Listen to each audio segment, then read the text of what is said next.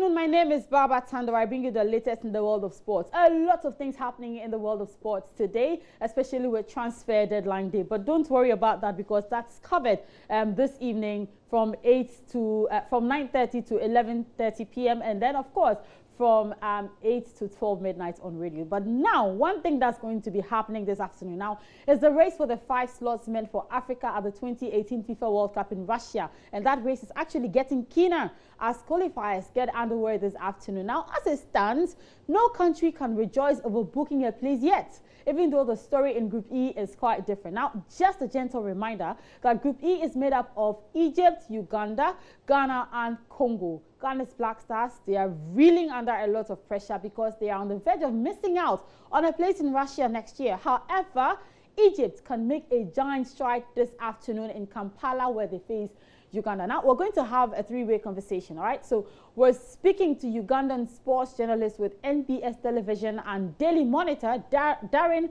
Alan Keyune, via Skype. And then we'll be joined by Marwan Said, who is an Egyptian football analyst with Egyptian website Kingfoot.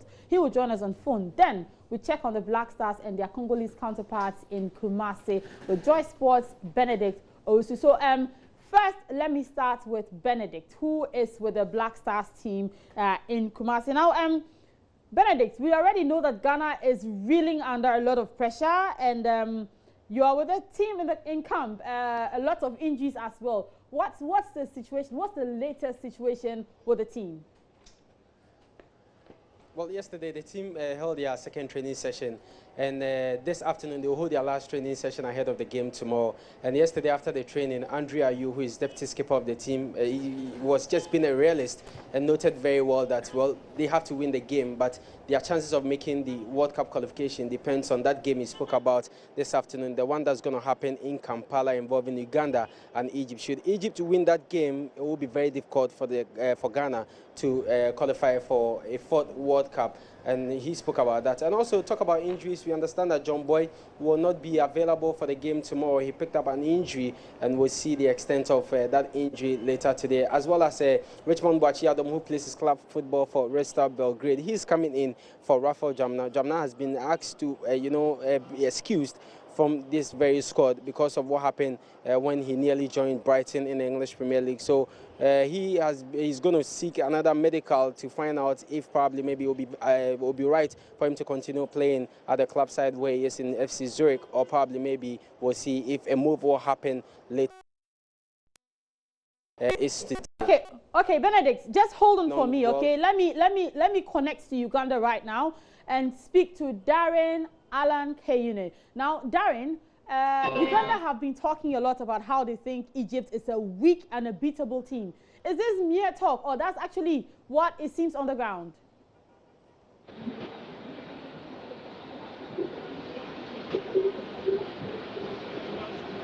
Okay, Darren, can you hear me? Okay, Darren, okay, so we'll rectify the problem with Darren in a little bit. We can't hear Darren when he speaks to us. He's actually in the Nelson Mandela Stadium inside Kampala in Uganda. So let's speak to Benedict once again. So Benedict, you are telling us about the injury situation in camp as it stands now with John Boy, who is out, and of course Richmond Boachiadom having joined the team with a late call-up. Now, have you by any chance seen the Congolese side in Kumasi? No, I haven't seen the Congolese team, but yesterday when I spoke to officials, I was told that they arrived yesterday, and at this point I should think that they are here in the Garden City. And one thing you should also know is that prior to all matches, especially when it comes to matches of this nature, the away team must train at the venue of the game, that's the Barbara Stadium, and this time we'll have the Ugandans train at the match time, that's 3:30. The Black Stars will actually train first, and after the Congolese will have the chance to train at the Barbara Sports Stadium. But one interesting thing, Baba, I should tell you is that the players as well as the officials will be watching that game involving Uganda and Egypt. That match is just about some 30 minutes kickoff, and before they come to the Barbara Stadium to train, they definitely will watch that game. And our prayer is that Uganda will get a good result. A good result means they should beat Egypt, and that obviously will pave the way for the Black Stars to also try and win their game against Congo and see if they can make a World Cup qualification. But that's not it. After tomorrow's game, the team will travel to Brazzaville for the return leg, return game. Sorry, that's going to be against Congo, and Egypt as well will host Uganda in Alexandria for the return. But it will be good if Egypt should lose this afternoon's game and the Black Stars get a win against Congo tomorrow. Of course. We're also having a lot of interest in that game. That's why we're reaching out to Darren and Mariwan. Darren is in Uganda and Mariwan is in Egypt. We'll be connecting to them pretty shortly. But Benedict, with the Black Stars, does it look like the pressure is getting to them? It's not just about the Black Stars. It's about all Ghanaians. It's about the football fans here. Well, in I'm Ghana. asking about the Black Stars because they are the ones going to do the job. Yeah, and that's exactly what I'm saying, that the pressure is not just about the Black Stars. It's about everyone. It's about you, it's about me, it's about all of us, because we are interested in a team, and the team also, they have the interest of playing at the World Cup. And some of the players in the team will be making a third appearance, a second appearance, if you're able to get to Russia. So they know everything that we are talking about. And for them, and yesterday I was so thrilled that Andrea Yu mentioned that, you know, the World Cup qualification is not in their hands now. Well, they can go ahead and win all their games. But should Egypt not lose any game, then what happens?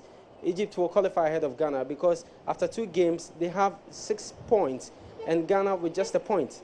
So the best thing for us is to just win our games and pray that Egypt will, you know, drop some points. You understand? So it makes it very interesting for us and also the players, because you go into your games, you win, but yet still you have to pray that at the other side, things will not go well for your opponent. Obviously, Benedict. They've been talking about the players as well as the management and the technical team. All right, Benedict. Thanks very much. Keep monitoring events for us. I'm sure you'll be talking on sports today and other sports bulletins subsequently. So we're going to be doing our connection to Uganda right about now. But thanks once again to Benedict. Now let me connect back to Darren Alan Kayune in Uganda, who is already in the stadium. And if you heard me talk to him the first time, you could hear there was so much noise in the stadium. I'm sure the stadium is getting filled to capacity, because this means a lot. This match actually means a lot to the Ugandans. Darren, if you can hear me now, I was talking to you about how Ugandans have been talking a lot, especially on social media, on how they think that Egypt is a weak and a beatable side. Is that how it actually seems on the ground? Well, you forgive the Ugandans for the banter here in Kampala, especially on social media, about the game between Uganda and Egypt that kicks off in a few minutes from now where I am. But just to tell you, I think they've got a source for the banter, and that's the 4 points that they've amassed so far after 2 games that they've played in the competition, where they've managed to pick that point that they got in Tamale, where I managed to catch those 90 minutes close to a year ago in northern Ghana, as well as the 3 points that they got last year in November against Congo Brazzaville. And I think that's the source of inspiration for the Ugandans to throw around the band on social media. But, well, you expect big stuff to come through in the next 2 hours from now at Nambole here where I am, and hopefully the Cranes can pick 3 points against the 7-time Africa champions. Well, it's of course difficult considering Egypt picked points away from home at the Kintele Stadium in Brazzaville when they beat Congo 2-1 on the opening day of the group stages. So for me, I think it's still topsy-turvy for the Cranes. They've got a lot of work to do as I speak right about now, and of course, it will go down to how they play the first 45 minutes for me. We'll tell it all. But guess what? Probably for the Ghana viewer out there and you at Tando, you probably hope Uganda beats Egypt and Egypt beats Uganda on Tuesday so that it is level, so Ghana can be able to pick 6 points against Congo Brazzaville. Okay, now, Darren, there's also been a lot of talk that if it was Milutin Sredojevic, that's Mitchell, who was leading this Ugandan team, the fears would have been allayed. It would have been easier for them to, you know, beat Egypt in Kampala this afternoon. Is this true? And how is your current standing coach, Moses Basena, taking this? Well, I'll tell you that it's not that easy to fill a void left by a man like Mitchell, considering the amount of homework you'd put in, especially against the away teams, the opposition. I recall before Uganda went to the Africa Cup of Nations in Gabon, Mitchell knew every player in the Ghana, Egypt, and the squad for Mali before Uganda played in Group D of the Africa Cup of Nations in Gabon. And I'll tell you, that's the homework that he does, and it's what gives him the advantage over many coaches of the continent. But his ball will still be felt. Uganda did play in the CHAN qualifiers this very month, and they eliminated Rwanda 3-2 on aggregate. And hopefully, Basena and Kajoba settled in, and with support from the former Cranes captain, that is Ibrahim Sekaja, who is a coach at New York Red Bulls in the Major League Soccer, should give Uganda the key impetus as they go into this fixture. But it is really tough to fill Mitchell's void as we speak right about now. Personally, I feel he left the national team at a wrong time, at a time when the Cranes were yearning to qualify and make it to Russia 2018. But guess what? We are facing Egypt, who are much more hungrier. They've gone 27 years without being at the World Cup. All right, Darren, my final question to you. I mean, okay, before I'll get you to make a prediction, but before then, let's just say that everything works out perfect for Uganda and you win the remaining matches that you have. You win against Egypt, you win against Ghana, you win against Congo, you win against everybody and get the Group E slots for Russia 2018. Do you think that Uganda can actually represent Africa very well in that part of the world? I think any team can go out and represent. The tough thing is that an African country has made it to the semi-finals of the World Cup, and actually a nation that is Ghana were closest in 2010 in South Africa, and not many will want to remember those moments that involved Luis Suarez. But just to tell you, whichever country gets the opportunity, you can try. But for me, I don't think if Uganda... Okay, hold on, Darren. Sorry, hold on, Darren. I see a lot of activity behind you. Can you just do a 360 with your camera so we can get to see you, we can get to have a feel of what's happening in your stadium, where you currently are? All right. Okay, yeah. So we want to see a 360. Okay, turn it around more. Uh-huh.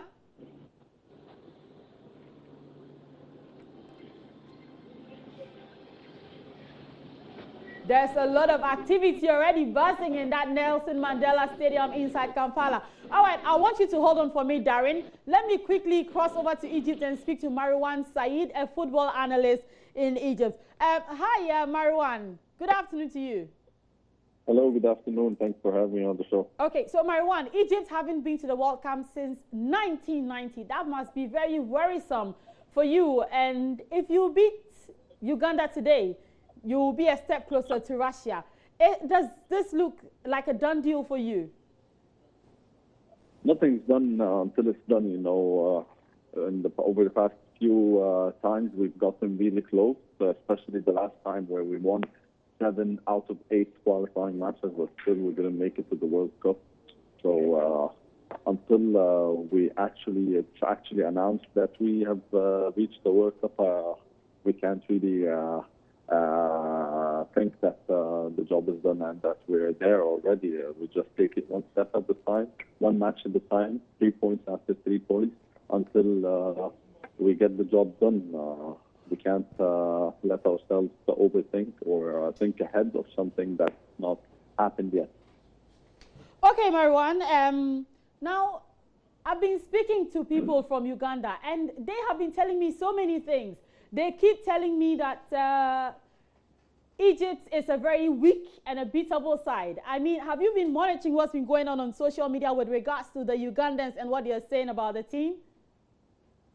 Look, obviously they have to think that Egypt is a beatable side. If I told you that Egypt are not a beatable side, then we'd be fooling ourselves. You know, no team in the world is unbeatable or invincible forever. We saw that Egypt's last match against Tunisia, the last division match, it didn't go well for us, and we lost. So we can't just say that they are unbeatable. They lost last 2 official matches, the one against Cameroon and one against Tunisia. But the resilience is there. You know, each competition is different. The Egyptian national team will think that we've just won 2 of the first matches and the World Cup qualifiers. So we'll have to capitalize on that. Just take it one game at a time. And if they focus, I am pretty sure they can beat Uganda today. All right, Marwan, thanks very much. I'd have asked you to do a quick prediction for me. Do you want to do a quick prediction? I think I can do two predictions. It will either be a 1-0 for Egypt or 0-0. Okay, thank you very much. Okay, Marwan Saeed, thanks very much. And quickly, Darren, are you still on? Yes, I can hear you. I want you to do a quick prediction for me. Well, I hope Marwan is aware that our banter has got substance to it, but I think the Ghana Cranes will go on to win a 0-0. I'll try and be optimistic as the teams do walk out from the tunnel, from the noise I get right about now. Hopefully Uganda can win it a 0-0, considering team is yet to concede a goal in the FIFA World Cup qualifiers as we speak about now. And I'm sure that goal will come from Farouk Ubia. Farouk, yeah, hopefully he's already gotten 4. He scored 3 against Togo, got 1 against Congo Brazzaville, and hopefully tonight against the Pharaohs. All right, Darren Alan Kayue, thanks very, very much for your time this afternoon with us on the sports segment on Joy News today. And we're following keenly everything that's going to be happening in Kampala with regards to that Uganda versus Egypt World Cup qualifier. Remember that Ghana plays tomorrow against the Congo, and we'll bring you up to speed on everything you'd have to know. My name is Baba Tando. That's your sports. Good afternoon.